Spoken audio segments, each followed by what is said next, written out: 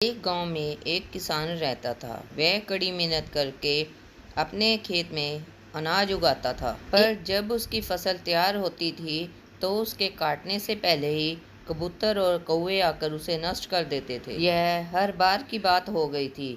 अब किसान उन पक्षियों से बहुत तंग आ चुका था। तभी किसान ने सोचा, मुझे इन पक्षियों को पकड़ना ही होगा। एक बार जब उसकी फसल तैयार होने ही वाली थी, तब उसने एक जाल बिछा दिया और उसके ऊपर दाने डाल दिए। जब ऊपर से चिड़ियाओं ने देखा, तब उन्हें विश्वास नहीं हुआ कि इस बार फसल इतनी जल्दी पक गई। तभी चिड़िया नीचे आकर दाना चुगने लगी, पर उड़ नहीं पाई, क्योंकि वह चिड़िया अब किसान के जाल में फंस चुकी थी। उनको समझ नहीं आ रहा था कि अब वह क्या करे। तभी किसान पक्षियों का कोलाहल सुनकर खेत में पहुंच गया। खेत में पहुंचकर किसान ने देखा कि वह चिड़िया नहीं, काले काले कौवे थे। यह देखकर किसान को मन ही मन बड़ा गुस्सा आया। उसने देखा कि मेरा नुकसान करने वाले ये सब कौवे थे, लेकिन अब कौवों का कोलाहल करने का कोई फायदा नहीं है। तभी किसान ने कहा कि अब ये कुछ नहीं कर सकते, अब ये मेरे जाल में फंस चुके हैं, मैं इनको सबक सिखा कर रहूंगा। तभी जाल में से कौवों की काएं काएं में से